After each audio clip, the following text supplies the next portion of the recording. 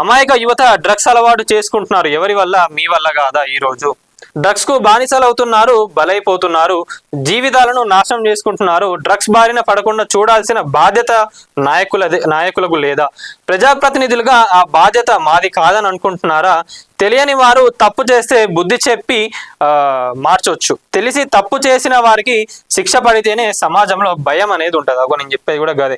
ఇట్లాంటి వాళ్ళకి ఏంటంటే వీళ్ళని గట్టిగా శిక్షిస్తేనే సమాజంలో ఒక భయం అనేది ఉంటుంది. ఇప్పుడు జనరల్గా మీ పొలిటీషియన్స్ అనేటోళ్ళు ఏం చేయాలి? ఇట్లాంటివి ఎక్కడైనా అవుతున్నా ఎవరైనా చేస్తున్నా కూడా మీరు పోయి వాళ్ళకి చెప్పి మందలించి, అరే నాయనా కాదురా భయ్, ఇది అసలు కరెక్ట్ థింగ్ కాదు, మీరు దీనికి దూరంగా ఉండాలి అని చెప్పాలి. కానీ మిమ్మల్ని చూస్తే ఎవరైనా కూడా ఇంకా అగో ఈ బిజినెస్ లోకి దిగాలే, మా అన్న ఉన్నాడు కదా, మా వాళ్ళు చూసుకుంటారులే, మా వాళ్ళు పొలిటికల్గా ఎమ్మెల్యేలు మినిస్టర్లు ఉన్నారు వాళ్ళు చూసుకుంటారులే అనేది ఒక ధైర్యం వాళ్ళకి పెరిగిపోతా ఉన్నది. మిమ్మల్ని చూసి వాళ్ళు కూడా తయారవుతా ఉన్నారు. ఏమైతుందంటే జీవితాలను ఆగం చేస్తా ఉన్నారు. ఆడ కుటుంబాలు రోడ్ల పైన పడతా ఉన్నాయి. ఇది ఎవరి వల్ల? మీ వల్ల కాదా?